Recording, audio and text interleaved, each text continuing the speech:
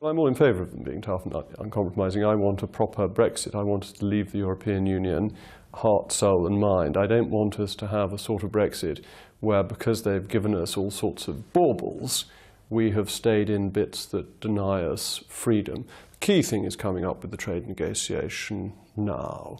It is so important that we maintain the flexibility to do deals with other countries, that we're not so bound in by the EU's requirements that we can't get the benefits of cheaper food, clothing and footwear that will flow from setting our own trade relationships.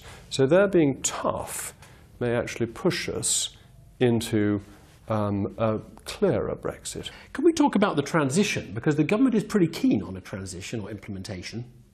The EU, all the signs are, from the draft negotiating positions, they're going to be really tough. Well, I think the language is really important. Is it an implementation period, which the government is asking for, or is it a transition? If it's an implementation period, we have left the EU and we are implementing the consequences. That is to say, it may take time to put in new immigration queues at Heathrow, and until that's done, we're implementing.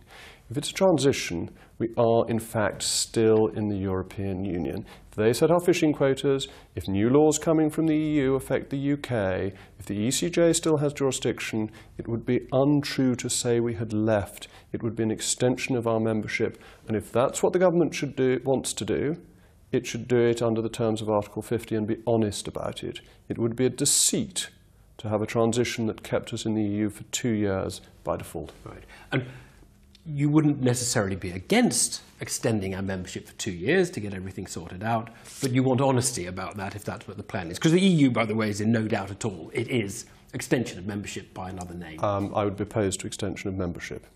An implementation period is fine. A transition period is not. The Prime Minister, who I fully support, has been very careful to say an implementation period. But she just uses the language you know is going to appeal to you. No, she and doesn't. Business just hears transition arrangement. Right. They don't make any distinction at all. It's very important to focus on the details. The Prime Minister is a person of great precision. She doesn't use language loosely. And she has invariably said implementation, and she has said that we will leave on the 29th of March 2019. And I fully support her position. Right.